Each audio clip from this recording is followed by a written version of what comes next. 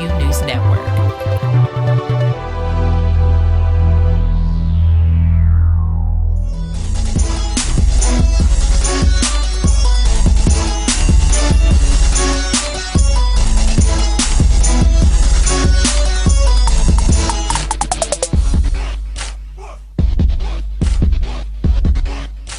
All right, ladies and gentlemen, this is the Bench Press from the Palatial Show. Bringing you the Studios news. here at TSU. My name is Scott Wallace. We did thank Taylor Powell for that news break. And Jason, it's just me and you today, man. And I'm kind of lonely a little bit.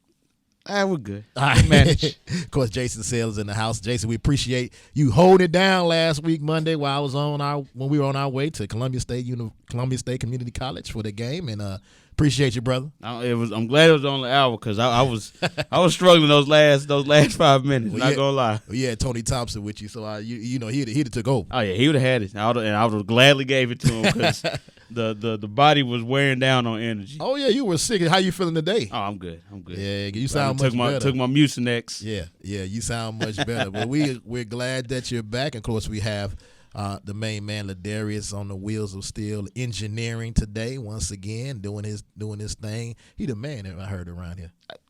It's evident. I mean, we see it. We see it. People come out of their way to make sure Ladarius sees it. And then he has theme music. When he comes in, he does. You know he's coming from a mile away. And we knew he was here before he got here. Open the door and Ladarius is coming in. We heard the theme music. Yes, we appreciate Mr. Richie allowing us to have the best of the best on engineering for us. But it's only right. Yeah. The best show on NTSU and the best engineer. Yeah. Is that an award coming our way? Yeah, we should. Are we eligible? We probably not. Are we eligible? Good. Well, if we are, we'll pick out the suits. Yeah, definitely. Nah, we'll let you pick out the suits. I'll coordinate myself. All right. Lot of stuff going on in sports, of course, and as always, it's a wonderful time of the year. Of course, only thing that's not going on right now is baseball, but we all right with that. Everything else is pretty much going on. Hockey and football, of course, and basketball, college basketball starting up, and NBA basketball in full swing. High school basketball starting tomorrow.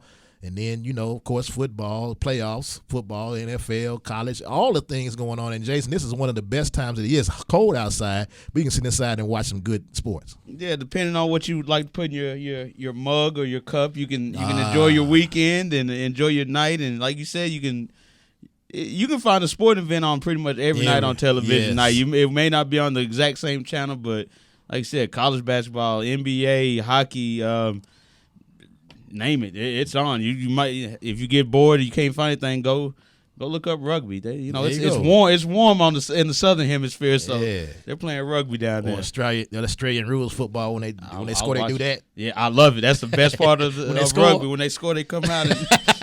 I love it. But the college football poll is out and just came out, and it's been a little bit changing with the Auburn loss, and Auburn falls all the way down to 9 after their loss in the top 4. Of course, that's all that matters now is the top 4 pretty much because those are the ones that be in the bowl championships.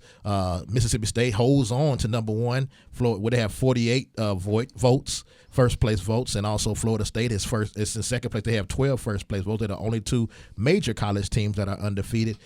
Oregon still hanging in there at 3rd, and now Alabama moves up to 4th, and it's dangerous when the Alabama Crimson Tide is in that 4-team slate. Yeah, and again, what's even more crazy about it is you think, oh, they got the LSU game over, they got over that hurdle. No, they still have Mississippi State to play. And so what's going to be crazy? And then the SEC championship and Auburn. Yeah. So nothing's been resolved yet. Like you said, that especially this season, the SEC West is just they've literally cannibalized themselves. Had 4 teams undefeated for a while. Ole Miss beats Alabama. Then it just starts going from there. And now, like you said, you got 2 teams in the top 4, and you had at one time you had 3 teams in the top 4 from the same conference. And here it comes. Everybody's gonna have to start beating each other. Best case scenario for the SEC now, I think at this point, they have to kind of hope Alabama beats Mississippi State, and Mississippi State doesn't tumble down that far. Right. Now, if Mississippi State can't handle that loss, like Ole Miss, they took that first loss and then came back with a second loss, and they're pretty much out of the picture now.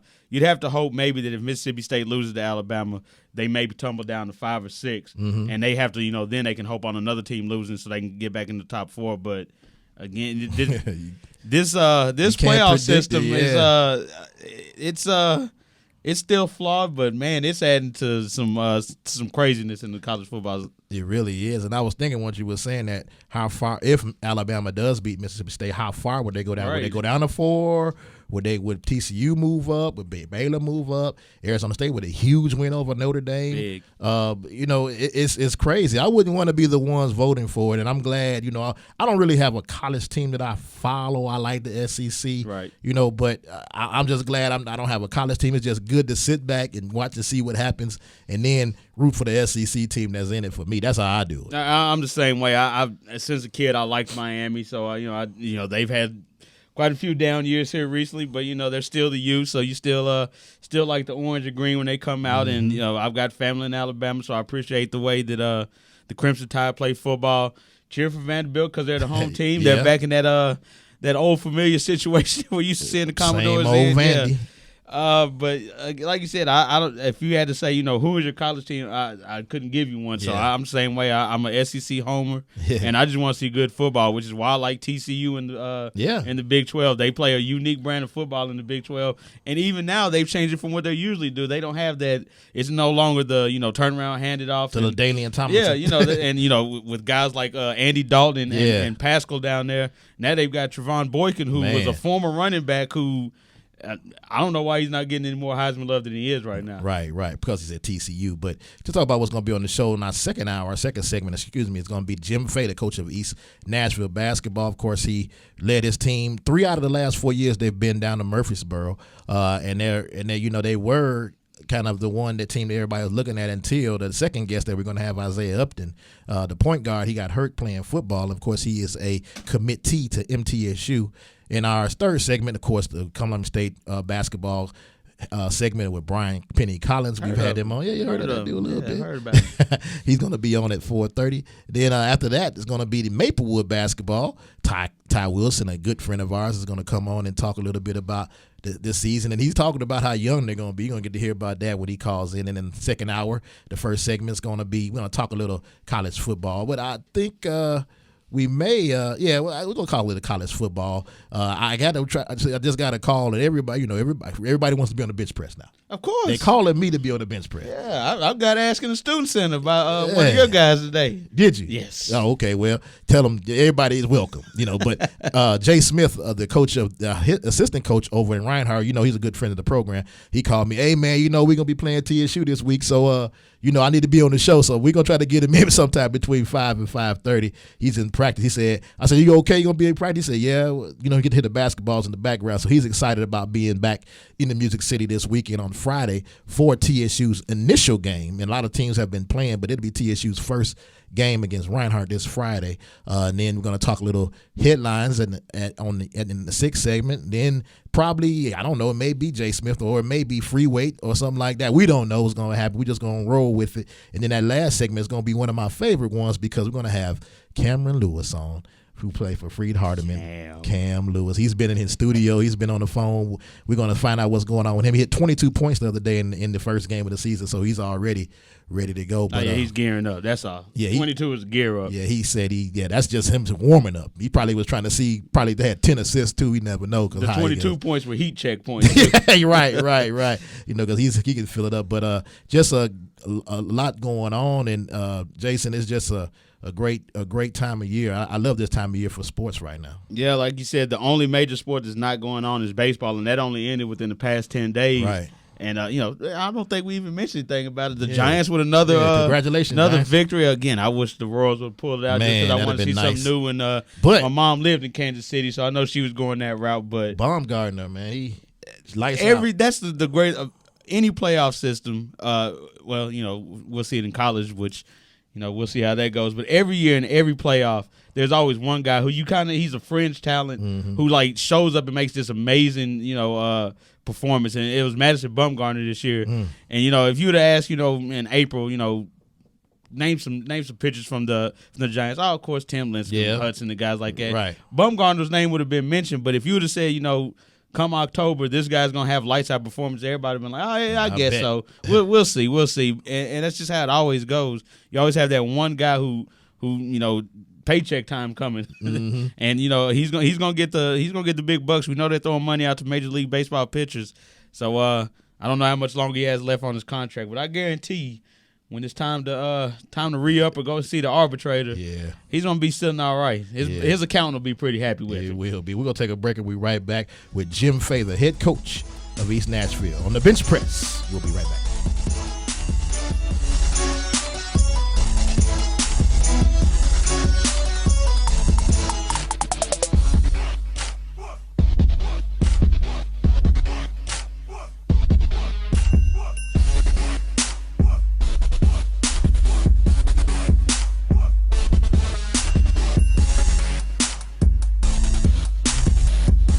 My name is Dale Pazinski. I'm 19 years old, and this is how I live United.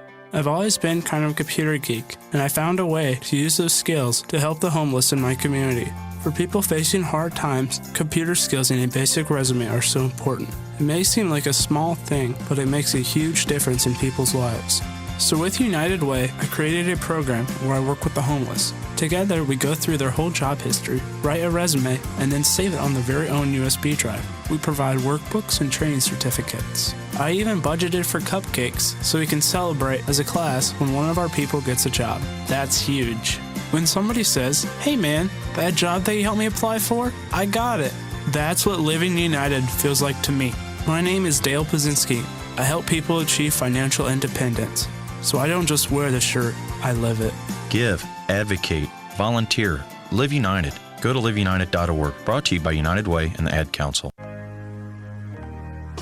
All in together now. We can make it better now. Come on, can we do it? Yeah, you know that we can. We'll rope it up, Cause we know how to jump. we'll roll it out, Cause we know how to skate. we'll cut it down, Cause we know what to eat. we'll swap it out. We eat healthy stuff. Can we do it? Yeah, you know that we can. Can we do it? Yeah, you know that we can. Yeah, well come on. Today's a good day to grab your kids and hang out with them for an hour. Dance, walk, play a sport, or cook a healthy meal. Because just moving a little and eating better every day can help make you and your child healthier. Can we do it? Yeah, you know that we can. We'll ball it up, Cause we know how to hoop. we'll mess around, Cause we know how to play. we'll drop it down, Cause we know how to dance. we'll veg it up. Veggie night and day. Can we do it? Search We Can online to find doable tips and activities that you can use every day to keep you and your kids healthy. Remember, that's We Can.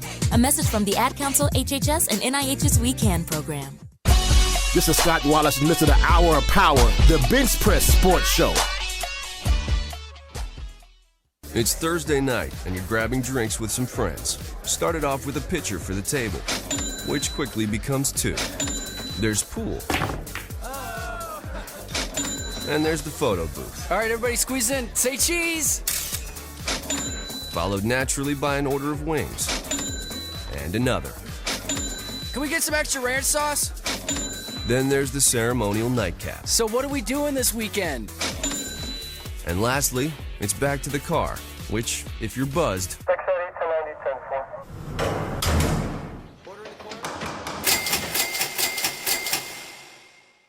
could be the most expensive night of your life. Getting pulled over for buzz driving could cost you around $10,000 in fines, legal fees, and increased insurance rates. Nothing kills a buzz like getting pulled over for buzz driving, because buzz driving is drunk driving. Brought to you by the National Highway Traffic Safety Administration and the Ad Council. This is Nnamdi Asamoah. I play football for the Philadelphia Eagles, but what I do off the field with United Way might be more important. I'm a volunteer tutor and mentor. Why? Because over 1 million kids a year drop out of school, and that's not okay. It takes 12 years to create a graduate, but it takes about the same time to create a dropout. And the difference between a child becoming one or the other could be me, or it could be you. Studies show that if we get to these kids earlier, their chances are better, and kids who read well by 3rd grade are more likely to graduate. So join me in United Way. Suit up and take the pledge. Become a volunteer reader, tutor, or mentor, because when a child succeeds, we all succeed. Give, advocate, volunteer, live united. Take the pledge at unitedway.org. Brought to you by United Way, the Ad Council, and the National Football League.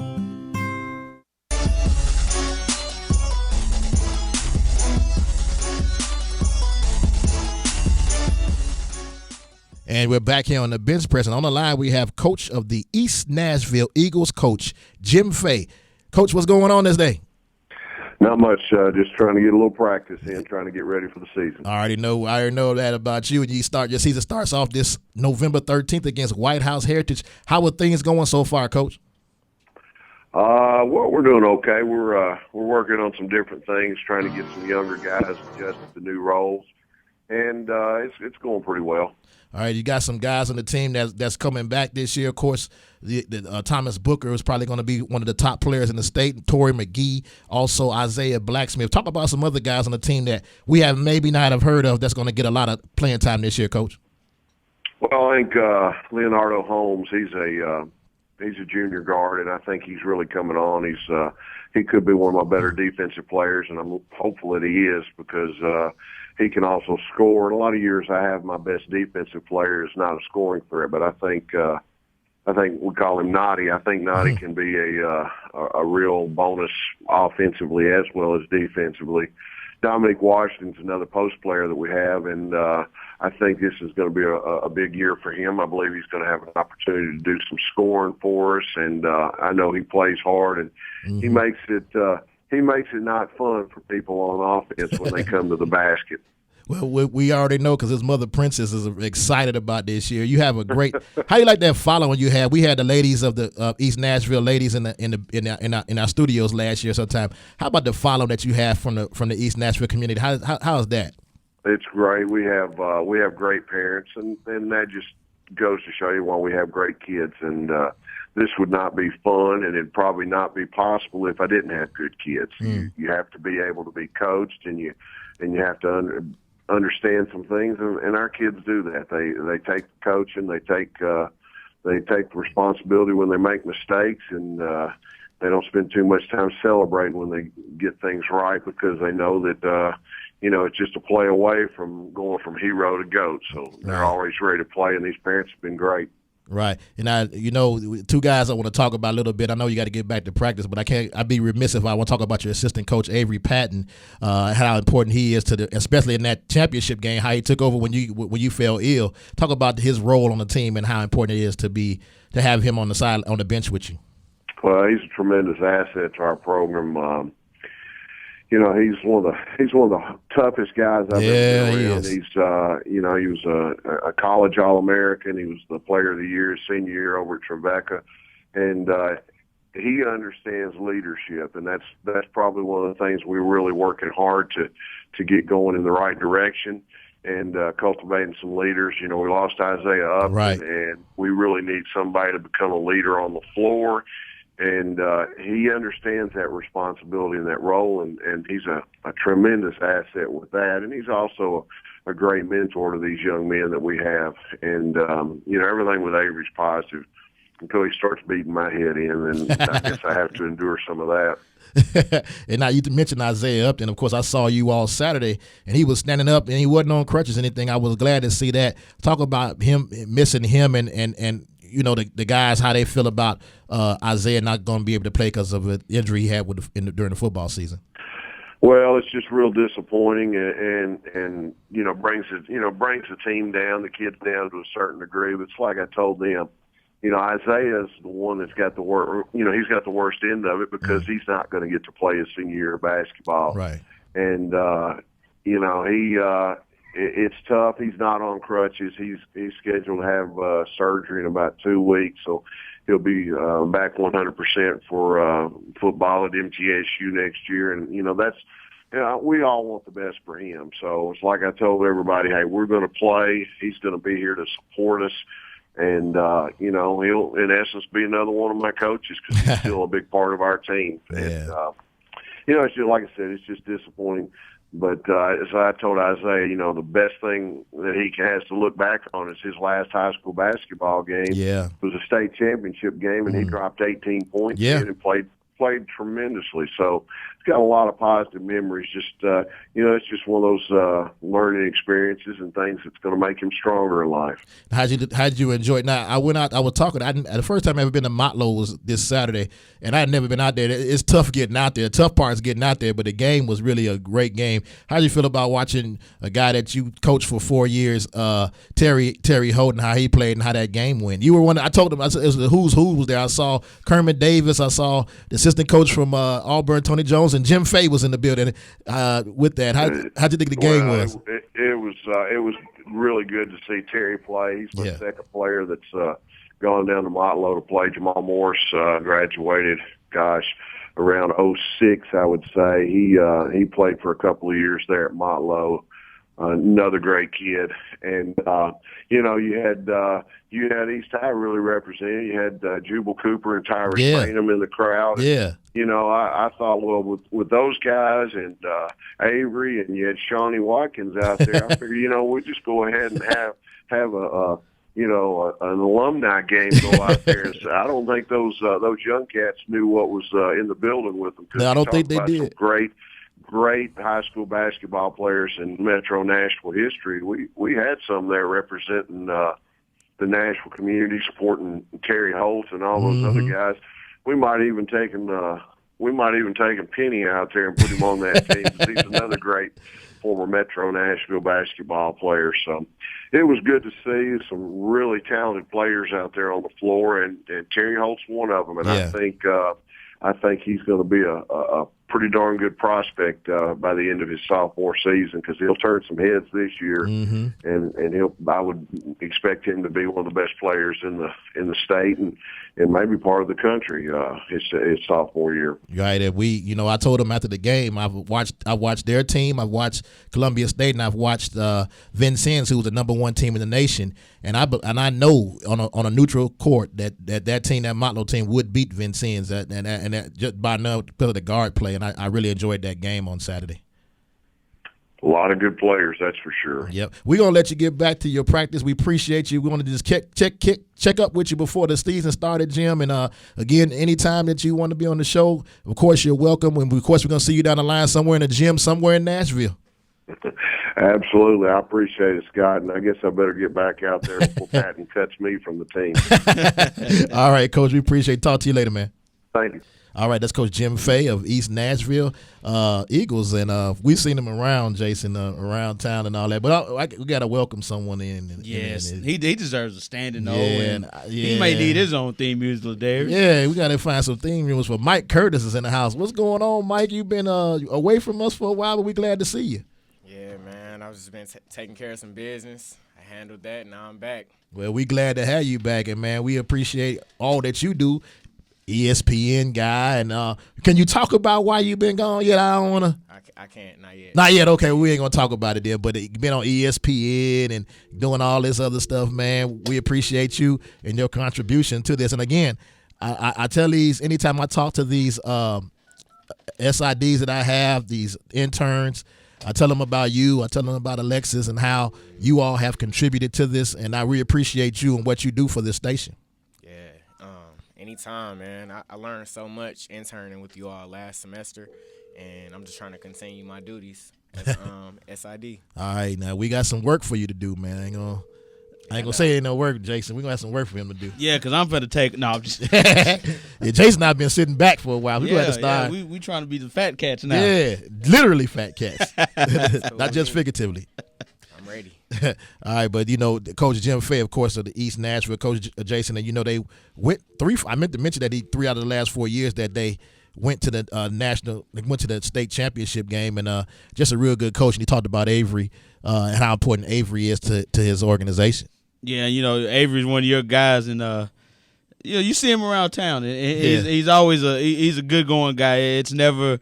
When you see Avery, it's never one of those, oh, man, here comes trouble things or anything like that. So like you said, to have that kind of guy, everybody knows. And, it's not a stereotype to say that, inner city students have a little harder than some other ones. So just having another father figure and, having a mentor on the team that you can look at and, go to the classroom during the, school hours if you need to, having a guy like that to be able to say, hey, this is going on in my life and and whatever, that's never a bad thing. Now, speaking of Avery Patton, we got on the phone right now is one of his former players, Isaiah Upton's on the phone. And, of course, Isaiah, that's your guy, Jason, especially when he's on the football field playing quarterback. But we wanted to show him some love. He got hurt during the football season. We wanted to show him some love and knowing we are looking out for you, man. And we want to let you know that we got your back, Isaiah. How you doing, man?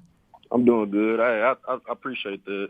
Yeah, man. And again, we loved watching you play football, of course, playing basketball. And I always tell people, and can you tell me yet why you throw the football right-handed but shoot the basketball left-handed? Do you know why?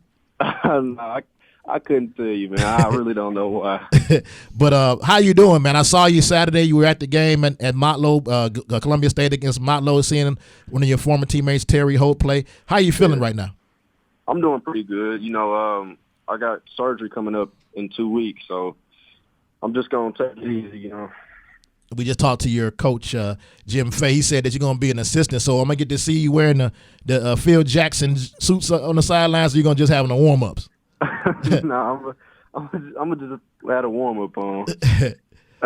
Talk about, you guys still are loaded in basketball. I know without you on the team, it's gonna hurt a little bit, but it's good. Good thing is they're starting out without you, so they don't have to get used to not playing with you. Talk about some of the guys on that team that you think is going to be able to step up in your place. We have a lot of guys that's going to be able to step up. We got Thomas Booker back and Torrey McGee back, so those two have to really step up if we want to make it back to where we were last year. And 3 out of 4 years, you guys have been back to Murfreesboro. And again, it's going to be tough, but having a guy like Jim Fay who's been there before, having these other guys, having you on the bench, and also having Avery Patton on the side, and also your uncle as the assistant coach on the bench, I wouldn't be surprised if you guys took another trip down to Murfreesboro. Yeah, well, I think we have potential to go back, so. All right, and that game Saturday, man, I want to talk about that. I've been talking about it all weekend. A great game. It was the who's who was there as far as college coaches. I saw Kermit Davis there, of course, a guy that you're going to be seeing a lot when you go to MTSU, except you playing football. And also the assistant coach of Auburn, Tony Jones, was there. You were there. Talk about that game and how proud of you of Terry. Man, he played awesome. He talked about how happy he was playing for the coach and all that stuff. So I was really impressed by the game. Yeah, that was a good game. And, again, I told Coach Fay that I thought that they would be, possibly one of the top teams in the nation right now because they beat the number 4 team. I've seen the number 1 and the number 4 team, and I guarantee you Motlow beat the number 4 team, and I believe that they can also beat the number 1 team, Vincennes. Yeah. All right, man, we appreciate you. We wanted to just show you some love, man, and even though you wear that other red color, you still my guy. I appreciate that. All right, that's Isaiah Upton. And Jason, that's a guy that you've been following for a while, and you said it, man, when he became a senior, he was going to be dominant on the football field. Yeah, like you said, we saw him that his sophomore season against Maplewood, and I was not pleased that he was playing against Maplewood in any of those games. And, for 3 years, Maplewood's had to take it on the chin every time they played. Not 3 years. 2 years. 2 years. Last 2 years. The last 2 years, they took it on the chin every time they played East. And Mr. Upton was a big reason why. And a couple of his friends, Lennox and Malik City and all those guys. So he's still on the phone laughing at us, Scott. I didn't know you were there. Hey, well, I'm glad you're still there. Isaiah, I'll never forget that game last year against Maplewood when you guys had 3 fourth-down conversions and you ran the ball all 3 times. And, of course, the last one was for a touchdown. And then you beat them 21-20. You think that was your highlight game, or what do you think was one of your highlight games? Is that your highlight game as a football player? Yeah, can you say that again? Was that game against Maplewood when you converted 3 fourth downs in the last minute to beat them? Was that your highlight game, or was this game this year against Pearl Cone? Which one? You can call either one was really good, but which one would you say was your highlight game? Yeah, I'm gonna say the Pearl game this year. That was a big win for us. Yeah, I wasn't there. I had to be at Whites Creek, but that's all. We had the radio crew there. That's all they talked about was the way that you all handled it, you and Lennox and some of the other guys, and just a great way of some of them still saying that's the best high school football game they have ever witnessed. So I'm glad. I know you're happy that you was a part of that, huh? Yes, sir. Yeah, and speaking of that game, Isaiah, the last play of the game, it's the ball's on, I believe it was about the 3-yard line. You guys call timeout. Coach pushes to the sideline. In my head, I'm immediately thinking, I know it's third down now I think about it. I'm thinking, you got to throw the ball here. Yeah. When he says we're handing the ball off, what's going through your mind at that point? I mean, I really didn't feel too comfortable throwing the ball on the 3-yard line, so we had no other choice but to run the ball. I felt like our guys up front could get the job done. And they did, and those guys that have been around you since you were a freshman, really, all the guys, the Cunninghams of the world, and all those guys, the Carthons, and all those guys really did their job. But man, we appreciate you calling, man. We want you to come down since you got a little time. We want you to come in the studio. So your mother's been down here. We want you to come down here and check it out a little bit. Okay. All right, Isaiah. We appreciate you. Take it easy, man. All right, no problem. Thank you. All right, Isaiah Upton, well-spoken man and great football player, great basketball player. He made me nervous, man. First, he laughed when we talked about it. He did. He laughed, and I appreciate that. I'm kidding. But then, like you said, he's well-spoken. I'm thinking, hey, man, we were just talking about how we gonna try to fall back a little bit. And I'm thinking to myself, I hope he's not getting comfortable saying, yeah, let them fall back. I'll slide in that position. Yeah. He got 4 years. He's going to buy us out, man. Yeah, but Mike, you seen him. Have you seen Isaiah play when you were doing the high school games? I don't think you saw him play, did you? No, I didn't. Okay, yeah, but you missed a treat. Yeah. Man. I'll tell you that. On the basketball court and on the football field, he's probably one of the best athletes I've seen. 6'2", about 185 pounds. And again, I am baffled by the fact that he can shoot with his right. He shoots with his left hand, but throws a football with his right hand. He still don't know why, and it's just amazing how he's been able to do that. Yeah, that's one of those. I guess you're super ambidextrous when you're able to do that. It's not like being able to write when you're actually able to throw a football. Yeah. And then you don't even know what's his dominant hand. We don't know. No, we don't. We'd have to see what he writes with in the classroom to know that, I guess. And I'm glad you said that. All those three, and I'll never forget that game. Those 3 times he rolled to his left and got the first downs against Maplewood. So he did. So it may be something in the back of his head. He may say, "Hey, you think I'm running? And watch this." He rolls out, throws it with the left. Yeah, we're gonna take a break and we'll be right back for our third segment on the bench press. We'll be right back.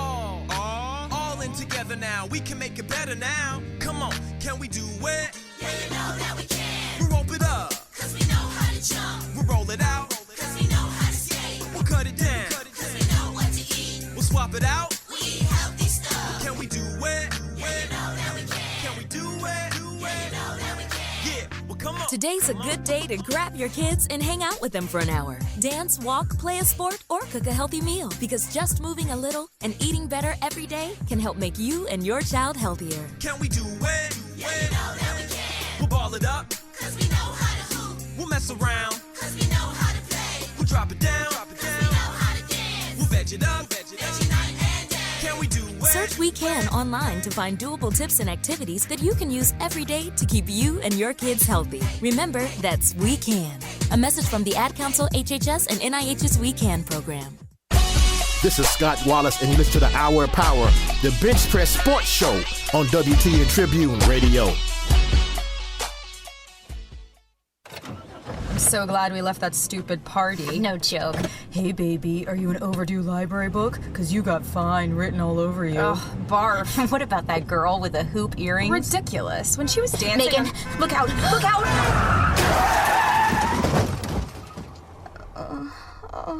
Oh my God, Becky. Becky, are you okay? My arm. I think it's broken. Can you bend it? It's already bent. In the wrong direction. I can't believe this. I'm so sorry. I only had a few drinks. I was just buzzed. Really? Just buzzed? Yeah, I swear. Well, in that case, my arm is fine. Ah, that's better. You're really okay? You're serious, Becky? No, genius. I'm not serious. Ow! My arm, it hurts. Buzzed driving. Maybe we should stop acting like it's no big deal. Buzz driving is drunk driving. A public service announcement brought to you by the U.S. Department of Transportation, the Ad Council, and this station. My name is Dale Pazinski. I'm 19 years old, and this is how I live united. I've always been kind of a computer geek, and I found a way to use those skills to help the homeless in my community. For people facing hard times, computer skills and a basic resume are so important. It may seem like a small thing, but it makes a huge difference in people's lives. So with United Way, I created a program where I work with the homeless. Together, we go through their whole job history, write a resume, and then save it on their very own USB drive. We provide workbooks and training certificates. I even budgeted for cupcakes so we can celebrate as a class when one of our people gets a job. That's huge. When somebody says, "Hey man, that job that you helped me apply for, I got it." That's what Living United feels like to me. My name is Dale Pazinski. I help people achieve financial independence. So I don't just wear the shirt, I live it. Give, advocate, volunteer, Live United. Go to liveunited.org. Brought to you by United Way and the Ad Council. Nurse, I need you to apply pressure to the head wound until I can get to it. I'm concerned she's lost too much blood. Oh, no. You in the corner, who are you? You're not supposed to be here. She's my girlfriend, Doctor. You need to wait out in the waiting room. Please, Doctor, I want to stay with her. Look, she's been badly injured. So if you want to do what's best for her, you need to let us do our work. Please, Doctor, she has to be okay. I didn't mean to do this. I love her. Wait a second. You were the driver? Yes, but I didn't mean to. I swear, we went to dinner. I was just buzzed. I only had a few drinks. Just buzzed? Why didn't you tell us that? In that case, your girlfriend is fine. Hey, sweetie. I feel great. You want to get out of here? I can't believe this. Really, Doctor? She's really okay? What, are you kidding? No, not really. Nurse, get me a suture kit. Stack. Buzzed driving. Maybe we should stop acting like it's no big deal. Buzz driving is drunk driving. A public service announcement brought to you by the U.S. Department of Transportation, the Ad Council, and this station.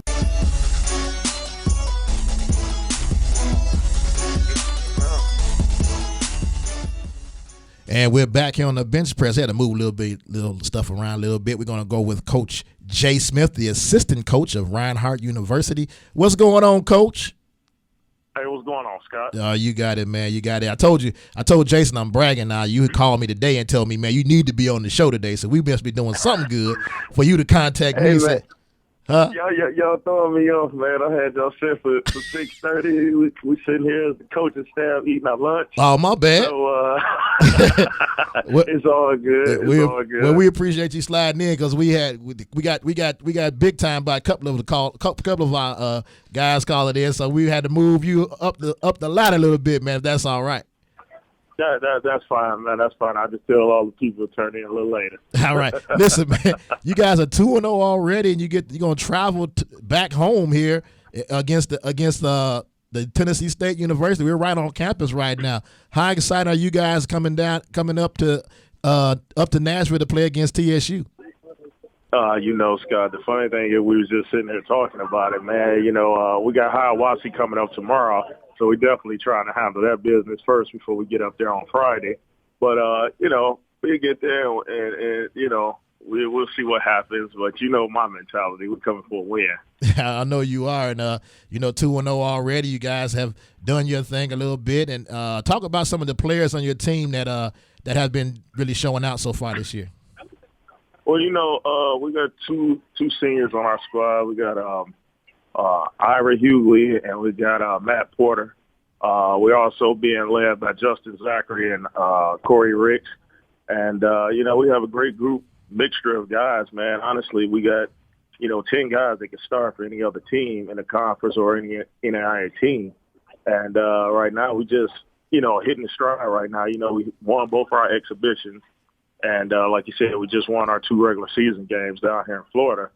And we're just anxious to get this season going, man. Everything's looking good so far. So we just, strategize and get this stuff together and hopefully get that ring at the end of the season. All right. Now, you got a guy named Cameron Wallace on the team. I got to check his DNA to see if he may be kin to me. Is he a player? If he's a player and he's kin to me. Yeah. JJ he's a player. I don't think he's related to you, Scott. But, actually, he's an Army guy, man. He donates his time, man. He joined the military in the off season, And so he's a good kid, man. He's a good kid, and he's going to be big in the future, man. All right, tell him he got an uncle in Nashville that's going to be looking out for him. Now, when you when you get done with that TSU game, you got to right away to back-to-back. Got to play Tennessee Wesleyan and get right back into doing that. Then you're going to have a team down the line on. I think you got this game on December 15th circled. A certain university in Nashville is going to be down there to come check you out. How excited are you about that game? Well, you know, I mean, right now our goal is focused on the 3 games this week. Like now that's coach talk. You talking to me now, man. Hey, Scott, I'm being politically correct. My head coach is right here, man. I got you. So, you know, we're concentrating on really Tennessee Wesleyan because that is a conference game. Right. So, you know, although these games are good to get us tuned up for conference, that is a game that matters most because I think they picked us 5th in our finish in our conference. Last year we finished 2nd, 4th. Last year we finished 2nd, made a trip to the national tournament. So we're just trying to improve on that. And, you know, Coach Gillespie brought me aboard, and, you know, I'm just trying to add what little bit I can to put us over the edge and maybe finish on top this year. Now Jason's in here with us, man. He hasn't seen your coach's style, even your coach's gear. Have you knocked him out the box yet, or are you just chilling down there since you're assistant now? That's because Jason stood up there. Jason was online last year, so he was a little shelter. He gonna have to come out this year. I wasn't online. Alan was on. Oh, Alan, that's right, Alan. That's who it was. It was Alan, not Jason. My bad. But yeah, haven't seen you. I mean, were you gonna come out with something for us on Friday? Oh, well, you know that's the big lights right there. So you already know what time it is, Scott. You know, Biggie said it best. State big Gators. The Detroit players. I already know. You from Detroit, but you know, Hiwassee again. You can play against Hiwassee on tomorrow. You know, that's going to be. You got a lot of road games. Would that in a row? Is that trying to get you before you play your first home game on November 22nd? Are you guys? Was that by design to have these road games to get you guys ready for the season? Yeah, you know me, Scott. Just a little toughness, man. We had one, like I said, we had one exhibition here. We played Fort Benning, Army team here, and we beat them. But you know, I'm glad we're on the road because it sets a precedence of your toughness of your team. You know, and you know, when December rolls around, we have a lot of home games, December and January. So, you know, either way it goes, you have to play them. You know, so why not start off on the road? All right, now Dana said he's not gonna let you outdress him, man. So you gotta go deep in the closet to get that guy, man. He talked to me when he came in the studio about a couple of weeks ago. I told him about your gear, and he said he ain't gonna outdress me. So I'm not gonna be at the game. I had to have some guys looking around, and maybe y'all can go out there and have a fashion show. I don't know before the game starts or at halftime. Yeah, we'll set the catwalk up for you. Set the catwalk up. Hey, well, you know my motto. It's only three best in the league, man. That's Patino, Jay Wright, and myself. Well, man, we glad you're coming back. Of course, we're proud of what you're doing and how you appreciate that. Yeah, how you handling the kids down there, man. I know Mama's gonna be glad you're gonna be back in town. You ready for some of the Mama's good cooking? Yeah. Everything's gonna be good, man. And you know, before I get off the line, man, you know, I got Coach Gillespie, who's the head coach here at Reinhardt. If you want to give him a couple questions, I'm sure he wouldn't mind. Hold on one second. All right. Of course, I'm gonna get the questions about Jay and how. Hey, Coach. how you doing? Coach Gillespie, how you doing, sir? I appreciate you taking time to holler at us down here. We're looking forward to getting up that way Friday. I'm looking forward to getting back in the volunteer state. That's I grew up down in Jackson. So, oh, did you? Oh yeah. A lot of people that I went to high school with, Tennessee State grads. So it's going to be an interesting time to get back up that way. Well, we're looking forward to the game, man. Of course, I can't be at the game, but I'm gonna have some guys there. But I've seen you play. I've seen you coach. Last year, I was the SID over at Fisk, so I've been around you, and I like your coaching style. But talk about playing this Division I team and how important it is for these guys to not come in here and come in thinking that you're going to be able to win this game. Well, it's good preparation for us because we're not going to see the same type of athletes in the skill level at our level that we'll get to see on Friday. So I think it's good practice for us. But at the same time, we're going to go in and we have guys, not just as coaches, but we have guys that are student athletes that are competitors. And every time they step on the court, they want to put their best foot forward and they want to show that they have that ability. You know, a lot of times at the NAIA level, you get guys that have the kind of talent that just for whatever reason didn't work out for them to be a Division I, quote unquote, Division I men's basketball player, but it doesn't mean that there isn't talent, you know, out there that at different levels. All right, Coach, now I'm gonna ask you the question, man. And Jay's my friend, so you can be truthful with me. How much of a hindrance had Jay Smith sitting next to you on the bench, man? Hindrance so far, not at all. No, he's been great. He's helped us a ton. He's like you said, he's sitting right here next to me, so I got to lie and say he's been awesome. No, we're really glad to have him. He's a huge asset to what we're trying to do, what we're trying to build here. You know, we're just in year 3. We're trying to get it right and get it back to levels. I've had other schools at this, or another school at this level, get back to that same championship type atmosphere, and we're getting there. And he's definitely helped us take that step.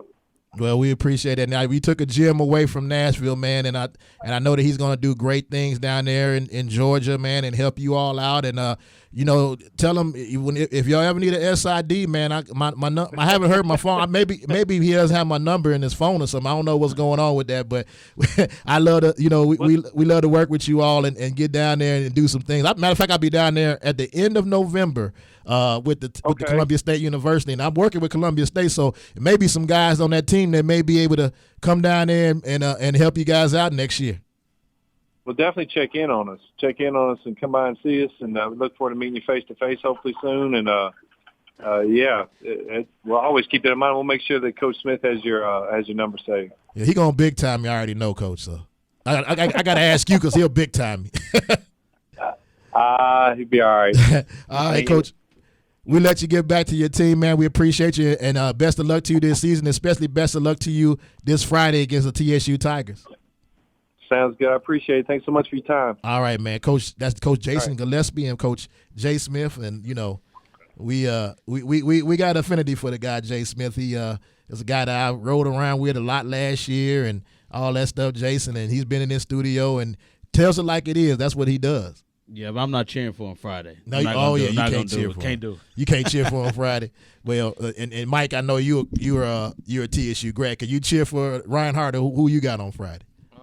I gotta go with my alma mater. I have to, no matter what. Yeah, well, they got, of course, that'll be Coach Dana's first game this season, and Reinhardt's played a couple of games. They would be in 3 times. This will be their 3rd game of the year, so that may be a difference, but we'll see. But again, excited about them coming up coming up from Georgia to play TSU.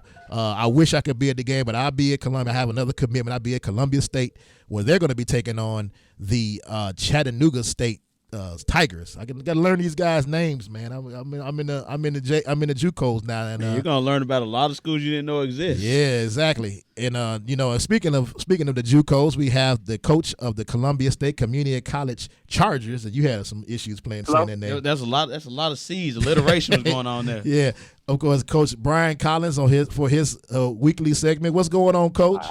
Hey, how you doing? We good. Are you busy at practice too? No, we just got out. Okay, good. We've been talking to everybody at practice, pulling folks out of practice and stuff, man. Everybody try to get these victories on here, man. But we're glad to have you. You had about 3 games since we last talked to you. You went 2 in one of those games, and just a great atmosphere. Even though you lost on Saturday, a great atmosphere in Motlow. Talk about how you feel about these 3 games this week you had. Oh man, we're just happy that we're continuing to improve. We got a chance to go on the road for our first 2 conference games, and we got a split. And you know, anytime you can win on the road is always a plus. We want to win all of our games, obviously, but it's always tough to win on the road. And we dropped a tough one to a very, very good Motlow State team who got a lot of guys back and from last year's team. So we're just trying to continue to improve. We've had a rough first 5 games, 4 of them being on the road. But I'm excited about where this team's going. All right, now you got your next 2 games. You're going to play against Chattanooga State on this Friday and also Cleveland State on this Saturday. Not Cleveland, Ohio. It's Cleveland, Tennessee. How excited about you all now? The last time, and again, I just really realized that both games you've lost this year is the second game of back-to-back. How excited about you guys about getting back on the floor on Friday? We're very excited. We're glad to get back on the floor, and especially to play at home. The game on Saturday stung a little bit because we know we should have got out of there with the victory. But that's the beauty of basketball. You're going to face different adversities, and you got to be able to come back and make those adjustments and be ready for the next one. So we'll be ready for Friday and Saturday. And I think this can be a turning point for our season, hopefully. I do, too. Now, a couple of guys that have been playing lights out, lately, I think the first half, he didn't play too well in the first half against Motlow, but he came out in the second half, was T.J. Cromer, who ended up with 18 points. He had 34 on Friday. And also Justin Pride has been really steady. Talk about the contribution those guys have been to the season so far. Well, they're very excited they are, and they're coming in, and I'm not surprised about how they're really playing. Cromer's shooting the ball extremely well right now, and Pride's doing a great job of leading his group. He hasn't started the last two games because he just had a birth of a brand new baby girl. Yeah. We're excited about that for him. So it's good. It's going to be good to get him back in the lineup to get us off to a good start, and we're going to continue to make adjustments on our lineup too, trying to figure out what's going to be the best combination to get us off to a good start. So we're hoping this weekend will be the start of something special, and hopefully these guys can get to the level that I expect them to play at. Was it good to see A.J. Dye get back on the court after being injured at the Vincennes? It was. It was promising to get him out there. It was important for me to get him out there and get him some minutes. We really are not sure where he is on the healing process just yet. We're going to continue to monitor him and slowly work him back into playing and getting his leg back stronger. So it's very, very encouraging to see him out there on the floor. All right, and just getting these guys out there. Your bigs played well this past week. Emmanuel Griggs had a double, and also you got Gonda Amiri in the game a little bit against. He started against Volunteer State, and he got a little clock. Also, Raymond Jenkins. And I don't call him a big, but he is a big because of his size, but he plays on the wing. Jamonte Davis. Talk about how important it is for those guys to really get it going now. It's very important. We had a great practice today, and it was kind of centered around those guys continue to be active on the glass. We got out rebounded on Saturday, but we out rebounded Vol State on Friday. But that's something we should never happen. We should never get out rebounded with the size and athleticism that we have, and with the energy those bigs can bring, and the opportunity to be able to rotate those guys is an advantage for our team. All right, Coach, we'll let you get back. I know you got a long way back to Nashville. I've taken that trip a few times now. Yes, sir. But we are looking at some big things, and I'll be there Friday, of course. And I got some little bit more to say on the mic. I was a little nervous on the last game, so I'm getting used to it now. Man, I thought you did a great job, man. We love you, PA. Oh, well, the check's in the mail, brother. All right. All right, Coach Brian Collins and Jason, is a guy that lost 2 games all last season. He lost 2 games already this season, and he's not sweating any. No, that's the thing when you got junior colleges and community colleges. Especially you don't have a 4-year school, you're gonna have guys rotating in and out. So it's a ever going process of you can't have one system and say guys have to fit into this system.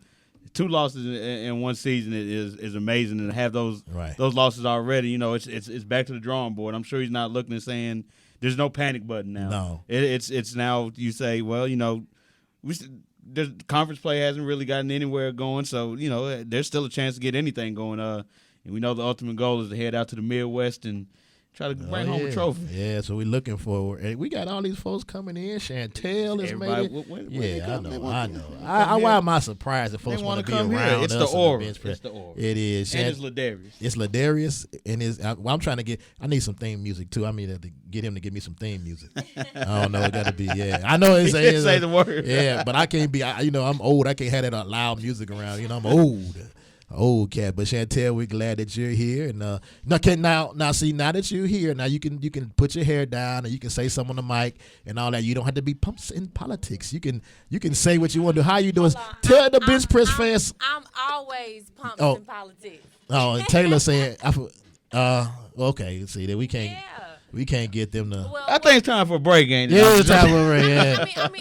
I'm just saying. You just saying. You can't talk like that when you're on Pumps and Politics, Don't though. throw shade. Nah, we're not throwing shade. We all family. I represent Pumps and Politics, Bench Press. We all under WTN Tribune Radio. There you go. The umbrella. The umbrella. Right. The big umbrella. That's a huge umbrella. Big umbrella. Bigger and bigger. And of course, Queen B. Yeah, she was listening. I forgot she was here. I think it's real time for a break. It is now. Maybe time for a break. I might go home. This might be our final break, huh? Yeah, our show today. This might be our last show. Yeah, it might be. We'll be back. We appreciate it. We'll see y'all later now. We're going to have the news with Miss Scales. No news today. We'll be back after these messages then on the Bench Press. We'll be right back.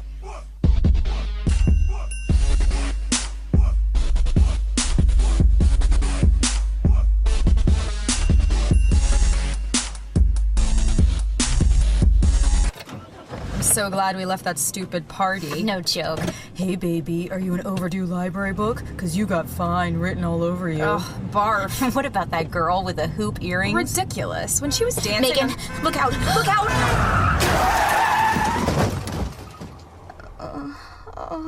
Oh my God, Becky.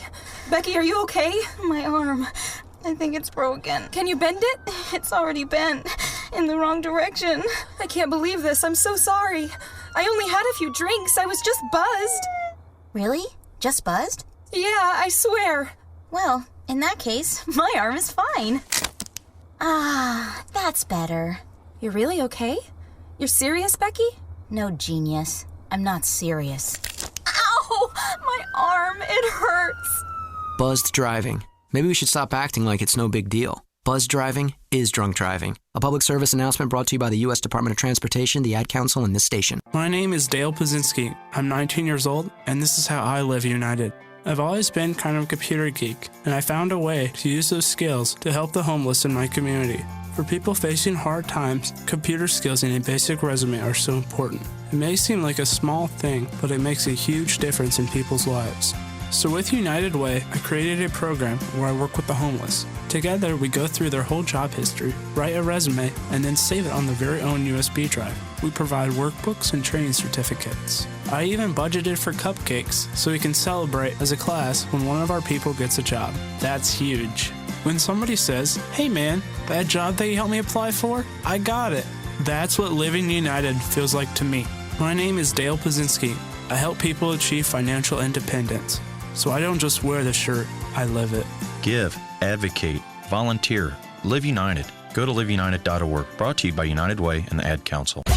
You're listening to WTN Tribune Radio, home of the Hour of Power, the Bench Press Sports Show. Tune in right here every Tuesday at 8 a.m. Central Time on WTN Tribune Radio. This is Nnamdi Asamoah. I play football for the Philadelphia Eagles, but what I do off the field with United Way might be more important. I'm a volunteer tutor and mentor. Why? Because over 1 million kids a year drop out of school, and that's not okay. It takes 12 years to create a graduate, but it takes about the same time to create a dropout. And the difference between a child becoming one or the other could be me, or it could be you. Studies show that if we get to these kids earlier, their chances are better. And kids who read well by 3rd grade are more likely to graduate. So join me in United Way. Suit up and take the pledge. Become a volunteer reader, tutor, or mentor. Because when a child succeeds, we all succeed. Give, advocate, volunteer, live united. Take the pledge at unitedway.org. Brought to you by United Way, the Ad Council, and the National Football League. Nurse, I need you to apply pressure to the head wound until I can get to it. I'm concerned she's lost too much blood. Oh, no. You in the corner, who are you? You're not supposed to be here. She's my girlfriend, Doctor. You need to wait out in the waiting room. Please, Doctor, I want to stay with her. Look, she's been badly injured. So if you want to do what's best for her, you need to let us do our work. Please, Doctor, she has to be okay. I didn't mean to do this. I love her. Wait a second. You were the driver? Yes, but I didn't mean to. I swear, we went to dinner. I was just buzzed. I only had a few drinks. Just buzzed? Why didn't you tell us that? In that case, your girlfriend is fine. Hey, sweetie. I feel great. You want to get out of here? I can't believe this. Really, Doctor? She's really okay? What, are you kidding? No, not really. Nurse, get me a suture kit. Stat. Buzzed driving. Maybe we should stop acting like it's no big deal. Buzzed driving is drunk driving. A public service announcement brought to you by the U.S. Department of Transportation, the Ad Council, and this station.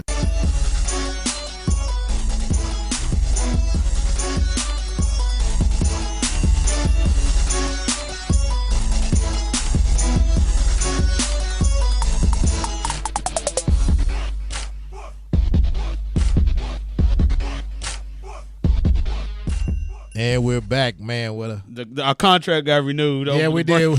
Appreciate Mike being here. If it wasn't for Mike. Oh yeah, we were out of in the cars right now. Yeah, they asked us if we were doing an hour show. I like, can we do 2, please? Man, it's crazy up here, Mike. Man, we glad you back, brother. We'd have been in trouble. I'm glad to be here. I'm that liaison. There you go. He's our chip. He's our chip. There you go. There you go. Well, let's talk a little college football and let's just get on top. The TSU Tigers rallies to beat Austin Peay in the final minute. Shout out. Finally, after about a 3 or 4 game losing streak, they got the dub down at Austin Peay. At Austin Peay. And again, it's I don't know how the situation is going to roll out, but we definitely hope it's not a too little too late situation getting that win. Big conference win, but that string of losses, it definitely doesn't help the situation. And then, like we said, the FCS has the full-on playoff system. So, I mean, anything can go, but, still, those losses didn't help their situation.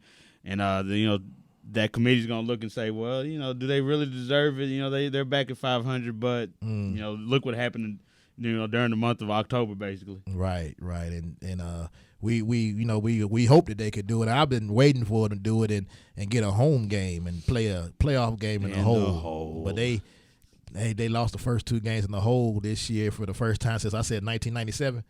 Something like that. Little skewed a little bit, but it's still that's good to say. We haven't lost a game since 1997. That's why I told my first college we never lost any football games because we didn't have a football team. There you go. And Mike, your team won Saturday. How you feel about that, man?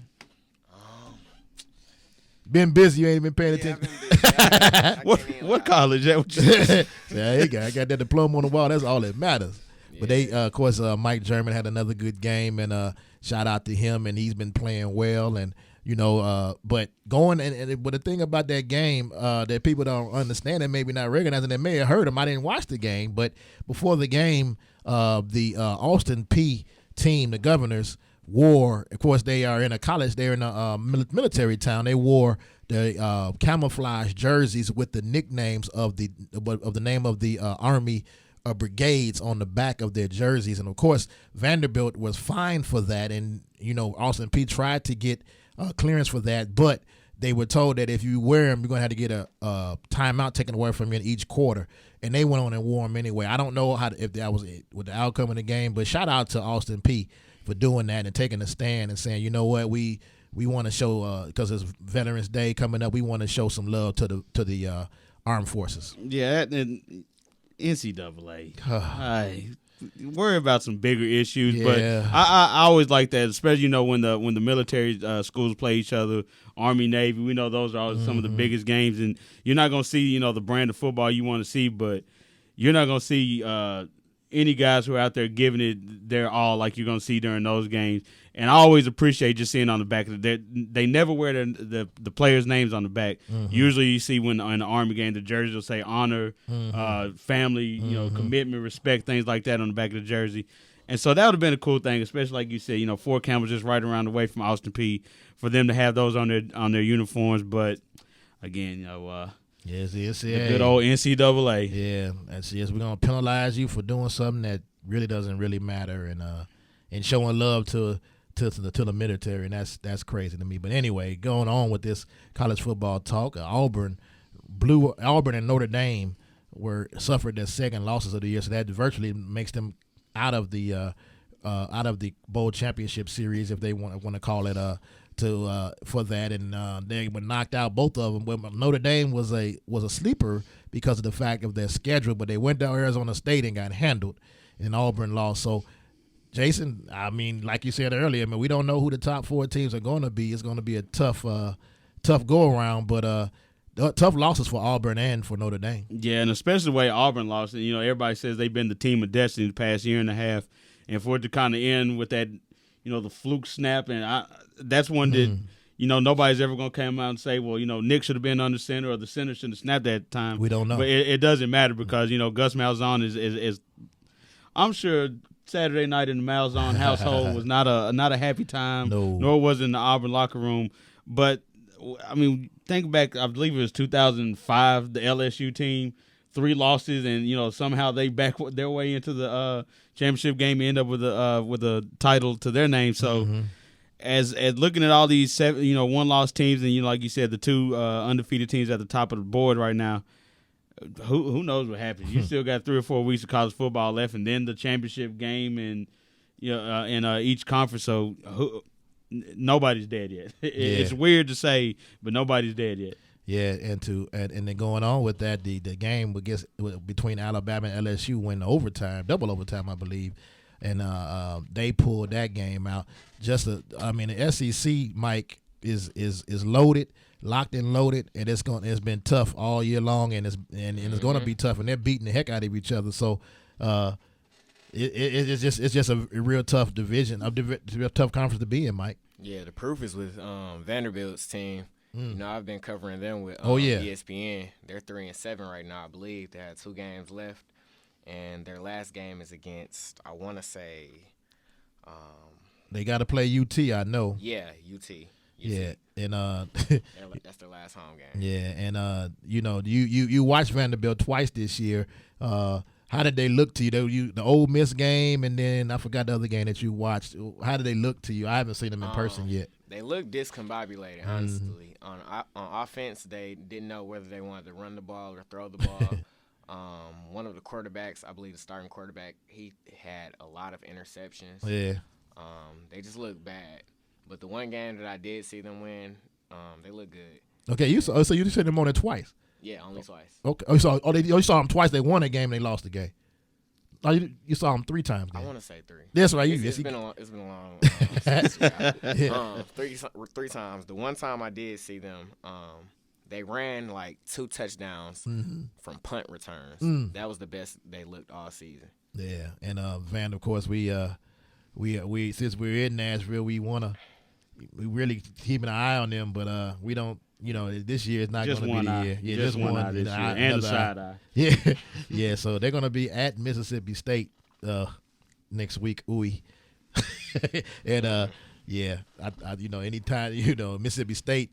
That's the game that they're going to play before they play. That's going to be. I'm sorry, they're off, and then Mississippi State's going to play Alabama next week, and then they're going to play at Mississippi State. So Vanderbilt look like to be looking at basketball season, huh? Yeah, if you're Vanderbilt, I think you're hoping that they beat Alabama that game, so maybe they can come in and they're still on an emotional high, or they're emotionally worn out from that game. You don't want them to come in after Alabama's, hung with the Texas A&M score on them. They go in and beat them 52-0, and now you're like, man, we got to take a trip down to Starksville, and they're going to take it out on us for that game. Yeah. So, but just college football is the most exciting thing that's going on right now. This November, and everybody's trying to rally around it, and then right around after Thanksgiving, we'll probably know a whole lot more. Well, not that first week of December.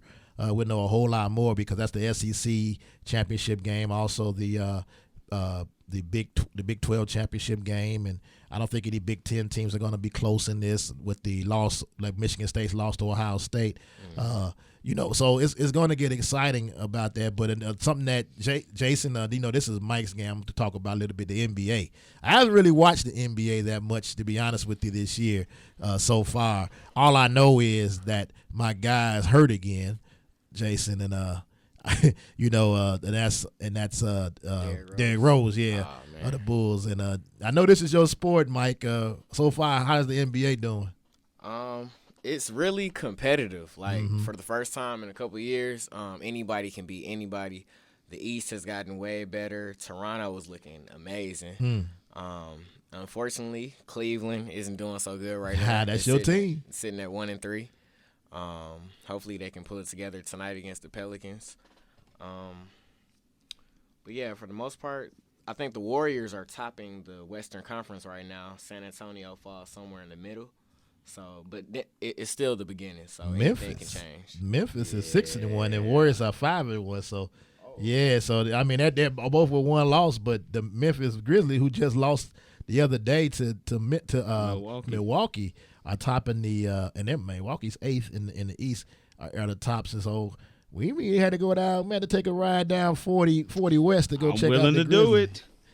You have done it. Have done it a couple times, and again, my first NBA game I ever attended was that 2012 when they were up by 20-something points in the playoffs against the Clippers and lost that game. And when Rudy Gay took that last shot and the ball came off the rim, you could have heard a pin drop in that arena. It was so quiet. Man, can y'all imagine Memphis going to the finals? I'm there. I am there. I think everybody in here is going to be there. We'll be renting us a big van, and we will stick the sticker on the side. Stick the WTN Tribute sticker on there, and then just go. Yeah, we can stay at Ladaria's house.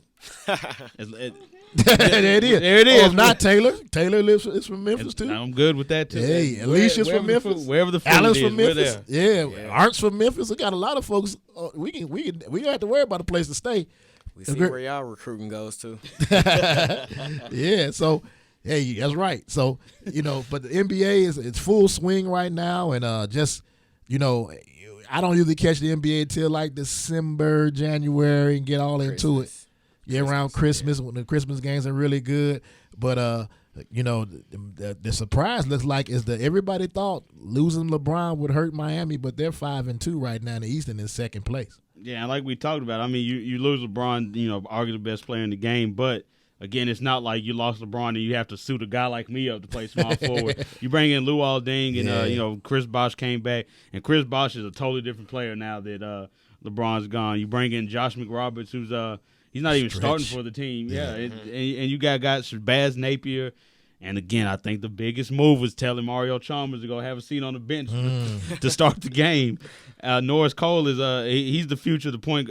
That's going to be weird. You start looking, who is it going to be in the future? Is it going to be Norris Cole? Is it going to be Shabazz Napier in the next couple of years? But Miami's got things going again. Like I said, losing LeBron, but picking up Luol Deng. There's a drop off, but it's not as big as a drop off as people would like to think. Yeah, Mike, and I'm surprised about that. Are you surprised that Miami is winning like this early? I am, honestly, because that's a team that had a cohesive unit, and they went to the finals 4 straight times. So when you lose the best player in the world, arguably, it should take a hit to your team. But fortunately for them, they're doing good. Yeah, we'll see if they can keep it up. Luol Deng with 30 points yesterday in a victory over Dallas. So again, Luol Deng is not a scorer like that. He's more of a defender.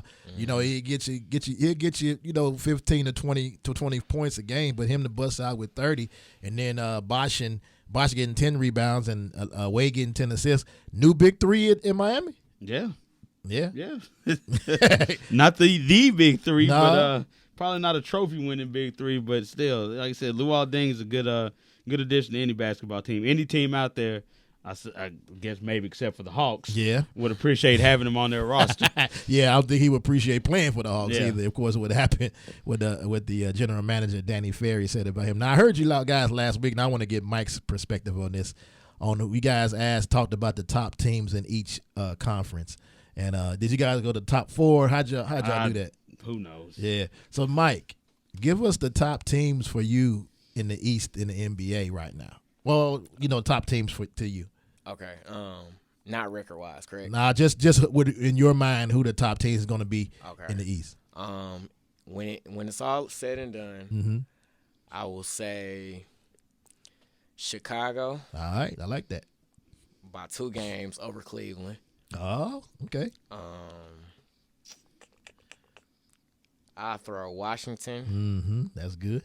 And Toronto. All right, that's the top 4 teams, and you didn't mention Miami, so. Nah, I'll get in the 5th spot. Okay. All right, that's the 5th spot. And another team that's been very surprising, they beat the Bulls last Saturday, was Boston. They're 500 now in the West. Okay. What are you looking at? The West, I got let's see, where's San Antonio at right now? 2 and 3. Okay. And they're missing Kawhi Leonard. So Right now, I'm going to say the Clippers, Golden State, Memphis, and then Houston. Wow, no San Antonio. And you know, Sacramento, and they're loaded. It's tough. They're it's loaded. Tough to only pick just 4. Yeah, they're loaded in the West, and you know, the Lakers, 1-5, and Kobe still shooting lights out. But that's just hard to look at, even to see the Lakers at the bottom of the conference.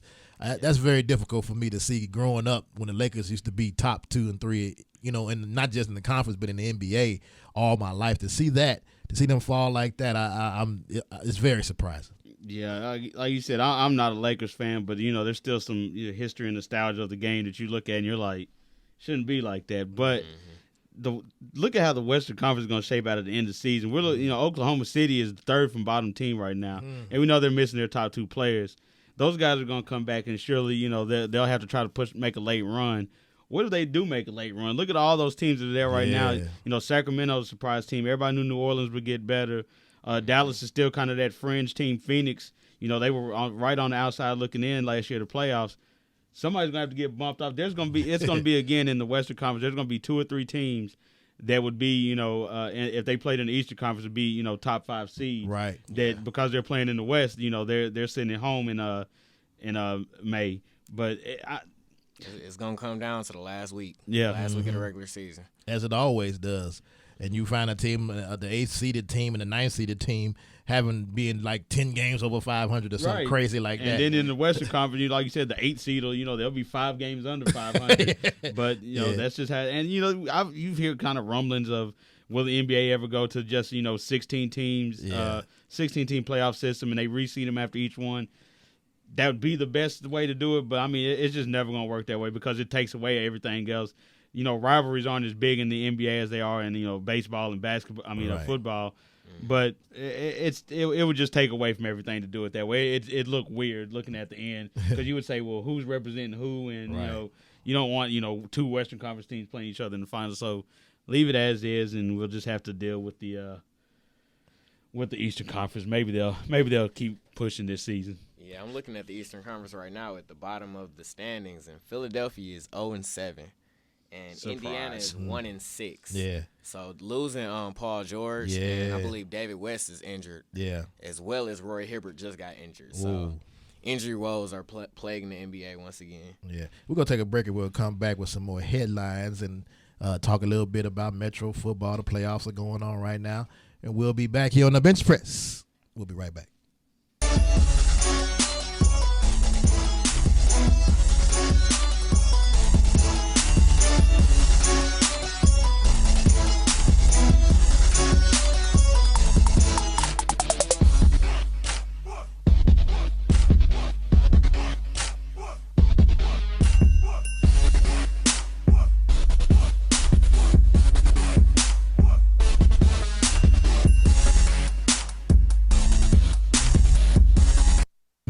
This is Nnamdi Asamoah.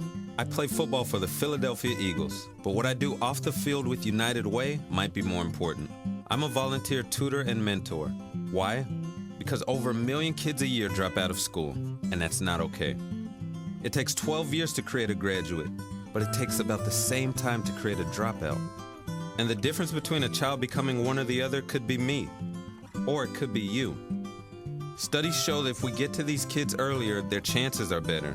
And kids who read well by 3rd grade are more likely to graduate. So join me in United Way. Suit up and take the pledge. Become a volunteer reader, tutor, or mentor. Because when a child succeeds, we all succeed. Give, advocate, volunteer, live united. Take the pledge at unitedway.org. Brought to you by United Way, the Ad Council, and the National Football League. I'm so glad we left that stupid party. No joke. Hey, baby, are you an overdue library book? Because you got fine written all over you. Oh, barf. What about that girl with the hoop earrings? Ridiculous. When she was dancing... Megan, look out! Look out!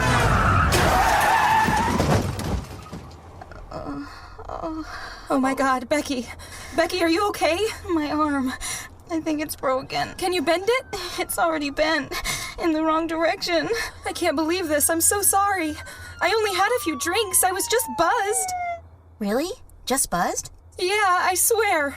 Well, in that case, my arm is fine. Ah, that's better. You're really okay? You're serious, Becky? No, genius. I'm not serious. Ow! My arm, it hurts.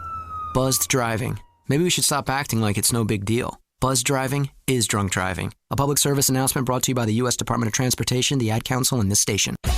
You're listening to WTN Tribune Radio, home of the Hour of Power, the Bench Press Sports Show. Tune in right here every Tuesday at 8 a.m. Central Time on WTN Tribune Radio. It's Thursday night, and you're grabbing drinks with some friends. Started off with a pitcher for the table, which quickly becomes two. There's pool. And there's the photo booth. All right, everybody squeeze in. Say cheese. Followed naturally by an order of wings. And another. Can we get some extra ranch sauce? Then there's the ceremonial nightcap. So what are we doing this weekend? And lastly, it's back to the car, which, if you're buzzed,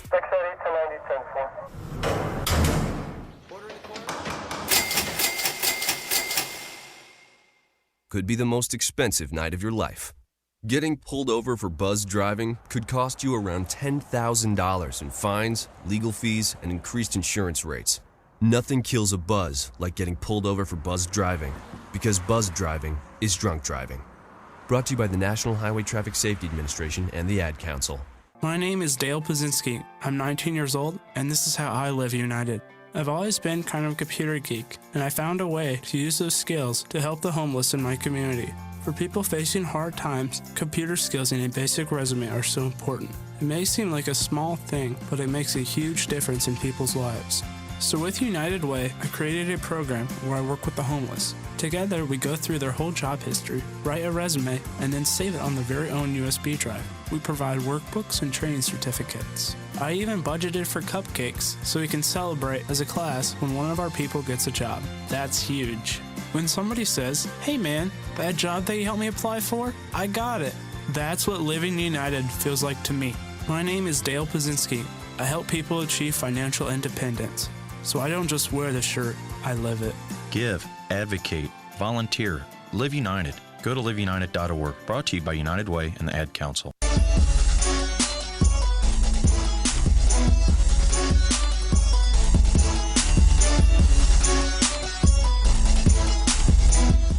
And we're back on the bench press, and you know what's good to have the engineer here, the engineer extraordinaire here. We about to do a little experiment. Along with our new contract came with Yeah, we're gonna do a little something that you never. We'll see if you guys listen to the show. We'll hear it in the background. We're gonna have something homework going on.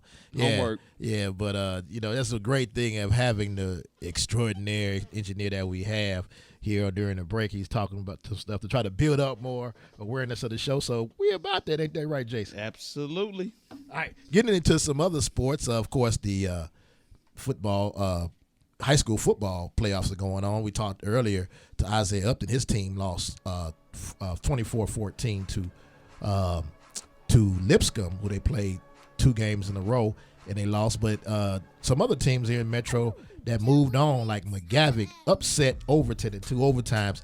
Jason, missed extra point, killed them. You know, how do you feel about that? If you're a kid in high school, you got to go back to school Monday, and you know you missed the extra point on your team's season is done. As a high school kid, you're a teenager.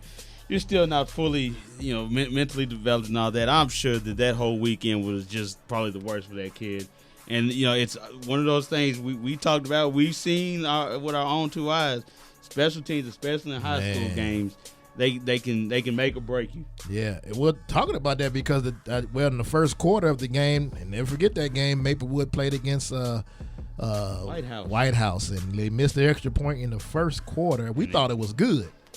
As a matter of fact, we put on the board as good. And came back. Yeah, it came back to haunt them, but McGavick moves on, and then of course Pearl Cone, who is looking to make a long run in the playoffs, we got a victory, and also Hillsborough. And Hillsborough's a team, Jason, I'm picking to go all the way to all the way to Cookeville. Yeah. And so just exciting times around here. Of course, They had the team of junior and juniorists at Hillsboro, and they watched Hillsboro roll over Kenwood, and they got some guys that's going to be playing Division I football next year. So again, just a lot of great things going on in Metro sports. Of course, basketball starts tomorrow.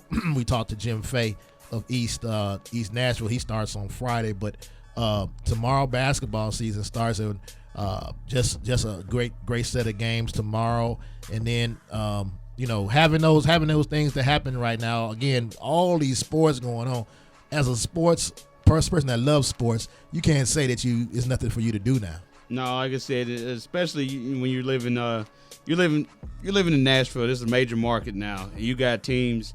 We only have the 2 professional teams in the city, but we have the Grizzlies right here. Yeah, you can look at it that way now. But you have the Grizzlies right down the road, and then, like you said, you got TSU basketball, Vanderbilt basketball, UT basketball, Austin Peay, Middle Tennessee, then all the community colleges around here. You got the Predators, you got the Titans, you got all kind of things going on. So, again, if you're sitting at home, if you got money in your pocket and you're sitting at home bored and you're a sports fan, that's a you issue. Right. And talking about the Titans, we might as well get it out of the way. Yeah, let's get it over with. Game yesterday, they came out, drove all the way down the field, and of course, I don't know if he's going to be on the team next year. He fumbled at the goal line, and that stopped the game. But they didn't let that mess them up. They came up and scored again. So it would have been 14-0. They had a 7-0 lead. But the thing that I saw, and Jason, I know you haven't been able to watch the games, but it was a hit on Delaney Walker, the tight end. And I don't know if you watched the game, Mike. But one thing that when I played, it was illegal hit on him. They didn't call a flag. Matter of fact, the only one that really did anything was Leon Washington. He headbutted the guy for doing it. He got a penalty. But what happened was, this is what happened. Delaney Walker went across the middle, caught the ball, looked like he made a football move, got hit, fumbled it, and it was recovered by Kendall Wright. Kendall Wright got about 5 more yards. Delaney Walker's knocked out. I mean, he's knocked out cold, concussion. And when Leon Washington did the headbutt, they threw the flag. They went back and looked at the play and said it was an incomplete pass. Now, they didn't throw a flag. Now, here's a discrepancy I have with doing the replay thing. Now, if he's defensive play, if defensive player is not supposed to get hit like that, you got hit in the head, but you called the play as an incomplete pass, but he's saying that he didn't make a football move, that makes him a defenseless player. That's what it sounds like. And so that whole, and again, I totally understand why, the NFL implemented those kind of rules. Everybody said it made the league soft, but, you don't want to see things like that happen to guys. And, we talked about before, people always say, I'd rather get hit in the knees than in the head. But there are no lawsuits against the NFL for ACLs getting blown out. It's all for concussions. But, it's one of those weird things where the referees get they get handcuffed, where if they go back and look, they can see, well, yeah, he didn't have a chance to do anything, but I can't go back and say it's a defensive thing. Right. And it's even worse in college football, where you'll see a kid, they'll throw the 15-yard penalty for targeting, throw the player out, then they'll review to see if he actually targeted. And if they say, well, he didn't hit him on purpose, he gets to stay in the game, but we already threw the flag, so we can't reverse the flag. Right. And it's weird, but, I guess it's kind of one of those things, err on the side of caution instead of, saying, well, let the play go on, and you got guys getting knocked out there. Mm-hmm. And, guys are getting bigger and faster and stronger every year. It won't be long till, unfortunately, somebody's not going to get up from a hit. Yeah. Did you see the play, Mike? Nah, I actually didn't. Yeah, you got to check that out. It really took the momentum. It would have been a first down. It ended up that it would have the Titans after that didn't get a first down till late. This was in the second quarter till late in the fourth quarter. It just demoralized them. I mean, you went from a third. It was a 3rd and 7. They got the first down. You went from having a first down, and your tight end getting hurt, plus 15-yard penalty. You lost the first down. And you had to punt deep inside your own territory. So after that, and people talk about Zach Mettenberger, but he had a good game.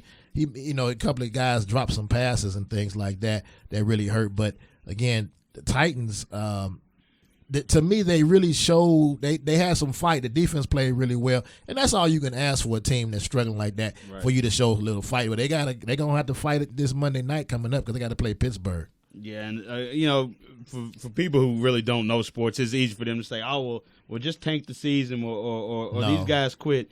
Trust me, you're never quitting at any level of athletics, whether it be high school. If you're playing on a team and you put that much blood, sweat, and tears into a season, nobody's gonna be able to come up to you and say, "Well, let's just tank it." No teammates talking you into that. So, like you said, for the defense to go out there and still give up that effort. And again, they're playing Baltimore. It's not like this is a loss to the Jets or the Jaguars that they went out and lost 21-7. It's the Ravens, who are a pretty good team, and like we talked about before the show, anytime you walk into M&T Bank Stadium, bring your hard hat, because the Ravens defense is always going to be there. Joe Flacco on that offense are always going to be there to get the ball moving. So, it's not like like you said, it's not like a loss to a lowly team where you're thinking, man, the Titans are really spiraling out of control now. Yeah. Well, and speaking of spiraling out of control, my other team. Oh, man. The Chicago Bears. Gee. Y'all laughing at me. That game last night, I mean, somebody put E.M. Bear Essing, B-E-A-R Essing. I mean, they were laughing and joking on the sidelines. Green Bay was in the first quarter. They were up 28-0 in the first quarter, and then they weren't even that close, and it got worse after that. And to me, I don't know, my team that I grew up loving is really getting manhandled. The last two games, giving up 50 points. That's unheard of for professional teams to give up that many points. Now, you talked about not quitting, and then you're right, teams don't quit. But is it I don't know if it's a talent thing, if they're not just that talented. It's just ridiculous. And then to have, your defense, your offense always kind of, measures or helped out your defense by getting first downs and not getting them back on the field. But wow, they just three and out. And Green Bay was going 3 and out, but they were going 3 and out in the end zone. Yeah. So just very discouraging football season for me. And I said I might have to pick another team to root for. I don't know, San Francisco, Seattle, somebody like that. Somebody throw a team out there for me to root for, because I'm having a. Can your fanship be bought? It can be now. If the Titans and the Bears are the team that you're rooting for, let's go Preds. I don't know, but just a demoralizing win. And not tonight. You having a funny thing that happened yesterday, and we watched it before we came in, and of course Denver blew out what they think it was Oakland. Yeah. And the backup quarterback for Denver, Osweiler. Brock Osweiler. Yeah, Osweiler from Arizona State. He was a 6'10" quarterback that never gets in the game. And the funny thing, he thought he was going to get in the game, but Peyton Manning controls this. And he went and threw his hat off and got his helmet, looked up, and Peyton Manning's running in the game. Now, the funny thing is, when I used to work at the Titans, for the Titans, I worked the visitor team locker room, and the game, the Titans was terrible that year again, and they played the Indianapolis Colts on it was either Monday or Thursday night game.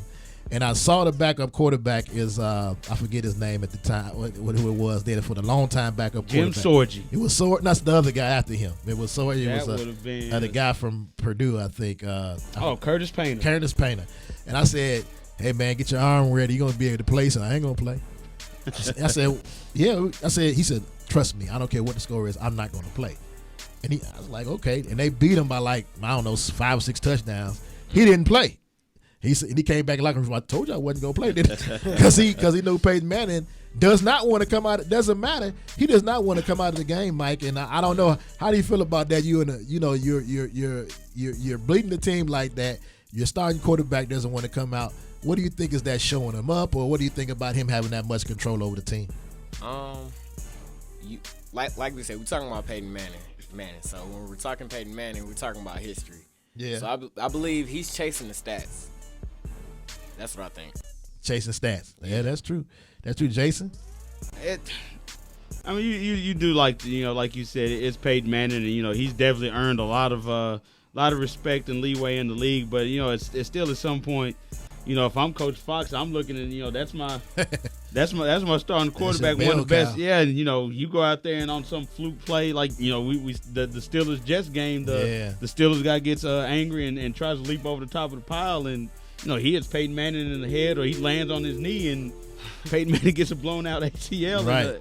in a 40-point win, then then everybody's telling Coach Fox, terrible, the worst coach ever, stupid coaching move. But you should have more control over your players, right? And then if you look at the camera, you see Peyton Manning run out there. Then what can I guess you could say what can he do? You are the head coach, but yeah, I don't. Yeah.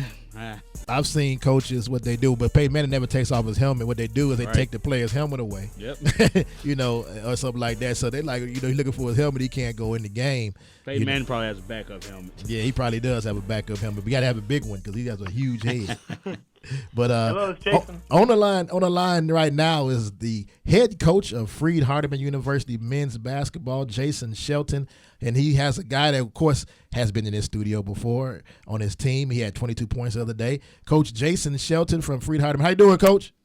I'm doing great. I hate to tell you this, Cam is on his way from the locker room. We just finished up stuff, but he should be on his way. Oh, that'll work. I expect him here in another minute or so. Well, we're going to talk to you a little bit. Is that all right? That's fine. No problem at all. Proud to do it. All right. Now I talked to you earlier today. You talked about how young your team is and having Cam on the team. But how excited are you about coaching this young team in the future of Freed-Hardeman sports? Well, I mean, we've done a pretty good job over the last few years of helping to build our program with a lot of kids from Middle Tennessee area or down here around Memphis, we lost, at this point, we've lost 10 of the 11 guys, really, that played for us in the national tournament last year on a 29-6 team, lost in the quarterfinals of the national tournament on the last-second shot, and kind of starting over again a little bit with a couple of guys returning, but most of these guys are new guys. But excited to have Cam with us and give him an opportunity to finish his degree and help us be able to compete in our league. Now, you talked about the guys from Middle Tennessee area. Besides Cam, you have a guy that I've seen play, Trevor Randolph, who played at Good Pasture on your team, and also a big guy, Andrew Golden from Columbia, Tennessee. How important are those guys to your future? Well, Trevor will play a pretty good bit for us this time as a freshman. He's probably we've got two senior wings, and then Trevor would be the guy that comes in behind either one of those guys. He made 4 threes in our first game the other day. It was 4 for 5 from 3. He can shoot it a little bit. He's going to work on his handle and some things like that to help him be able to help us a little bit more at college basketball. The level's just a little bit different, but he can really stroke it, and he'll have an opportunity to play a good bit for us this time. Andrew Golden had a ruptured appendix about 2 weeks into the school year before we even were able to start doing anything. His appendix ruptured on him, and he actually just had an appendix surgery yesterday. And so got that taken care of finally, and they had to wait for it to heal for him to be able to get back to be able to do that. And he just had surgery yesterday, so he's probably going to end up redshirting for us this time, considering he hadn't been able to do anything yet up to this point. He'll still be a few weeks before he's able to even try to do anything after an appendix surgery. So. All right, and I remember this name from last year, a guy named Ben Meese. He's from Memphis, Tennessee. How he's a senior, like you talked about having the wings. How important is he because he has that senior leadership? Well, Ben and a kid named Vincent Dotson, who played at Creekwood there in Dixon, are both fifth-year seniors in our program. And they're guys that have been around here long enough to know what's going on and are hopefully going to be able to help some other of these young guys along a little bit. But Ben can really shoot it. I think he shot 46% from 3 last year. I think he made a few the other day also in our first game.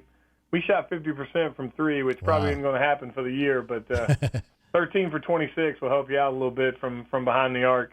But we've Ben and Vinny both have been here for 5 years now and are finishing up degrees, and Ben's getting ready for medical school after this year, and Vince is going into the business world. But both those guys are just proud to have had him here this time for this long and be able to help us with our program, continue to build our program. Now we've got another guy from up around that part of the world also, Evan Voorhees. Oh, yeah. That played at Ravenwood a few years ago, transferred to us this time from Lee.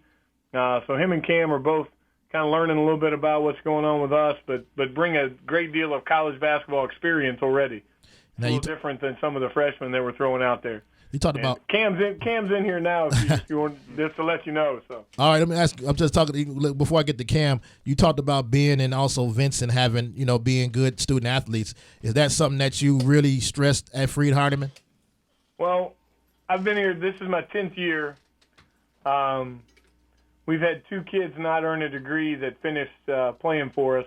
Wow. One guy was 1 class away, and just not really sure why he didn't continue to finish. And we had another guy that was 1 semester away and had an opportunity to do it, and kind of got into a little bit of trouble on our campus and tried to talk him into coming back after that, and he just didn't want to do it. So of all the guys that played here over 10 years, we've had 2 that didn't finish a degree. And I spent time with Coach Don Meyer at Lipscomb. I was a walk-on. I don't think Coach would ever said I was a player, but I was a walk-on and was a student coach for a couple of years, and then was an assistant coach there with him until he left in '99. And I know that the 26 years we were there at Lipscomb, Coach only had 2 guys that didn't finish, and I know one of them has even finished since then. So he's already. Oh, okay. I got a lot to live up to be able to try to get to those 26 years that he had. So we'll see what happens. Well, Don Myers, of course, is a legend, not just around here, but of course across the country. But Coach, we appreciate you stopping by and letting us talk to you for a little while. We plan on coming to see you all play at Cumberland this year. And of course, by you having Cam on the team, I'm gonna try to make my way to Henderson, Tennessee, at least a couple of times to check you guys out. Well, that'd be great. We'd love to have you, Coach Thompson. I'm good friends with Coach Lonnie Thompson there at Cumberland. He's a good guy and been there for a while and does an awful good job. We'll have our hands full to go up there and try to compete with them that night. I know, because they guys play so hard. Lonnie gets guys to play really hard and does a great job getting them to execute also. That's usually a pretty tough combination, and I think it's Dallas Floyd Gymnasium there. Dallas Floyd. It is Dallas Floyd Gymnasium. We appreciate you, Coach, and going to get on the line right now with Cam Lewis. Of course, he's no stranger to the bench press. Been in studio with us, been on the phone with us. Of course, I followed him around and watched him become an All-American in NAIA, Jason, and just proud of the guy. Of course, he's a John Overton High School graduate. Of course, he went to Fisk University for 3 years. Now he's at Freed-Hardeman. Had 22 points in his first game at Freed. And Cam, man, what's going on? What's up, Sky? How you doing? I'm good, man. You already know how proud I am of you, right? I ain't got to go through that little spiel, do I? Yeah, I know, man. I know. Cam, how's everything going? I know you talked about. And here's a good thing, Jason and Mike, that you could probably appreciate. Cam told me that there's nothing to do in Henderson, Tennessee, but play basketball and go to school. So he's definitely going to be that's probably why everybody's graduating from Coach Hunt, Cam. Yes, sir. I think it plays a big part in it. Well, Cam, you guys have 1 win under your belt. You got a couple of more games this week. Talk about how excited you are that the season has started and that you had a pretty good start to your season. And I'm loving it already. Coming into my last preseason, it was bittersweet. Ready to get out because it's preseason, of course, ready for the games, but also that it could be my last year playing ball. But I really enjoyed myself up here with my teammates, learning the system, just the whole interaction and just the new life now. I'm enjoying it. Yeah, and then this on the 11th tomorrow, you're going to be traveling to a place that you've been to before, at least a couple of times in your career, to Talladega. How excited are you about playing that team? I'm very excited. I haven't won against Talladega yet. It is. So I'm ready. I need one against Talladega this year. I think we can pull it off. Did you tell Coach that you guys were on ESPN because of Talladega last year? Oh, no, I haven't, and I don't want to tell him. Yeah. If I wanted to guess which guy it would be, there might be a couple down there. Oh, yeah. It was a guy, I forgot his name, but I didn't go to the game, Coach, but he had a dunk that you wouldn't believe. But we tried to. Here's the funny part, Coach, because it was a home game for him. Cam had a dunk against what was it, Team Voorhees? Cam? Yeah, Voorhees, South Carolina. And we can't find the tape. We didn't send our guy. They talk about it. I didn't go, but they talk about that dunk he had, and that would have been a highlight reel one too. But somehow that tape got lost, Coach. That happens sometimes. I'm going to tell you what, that Peters kid from Talladega is really good. Yeah. And he's back this time. It's really interesting. I spent last night watching we played Talladega in the second round of the national tournament. Uh-huh. So that last game they played last year was against us. And so I kind of watched that a little bit in preparation. They've got 3 or 4 guys that are returning and played.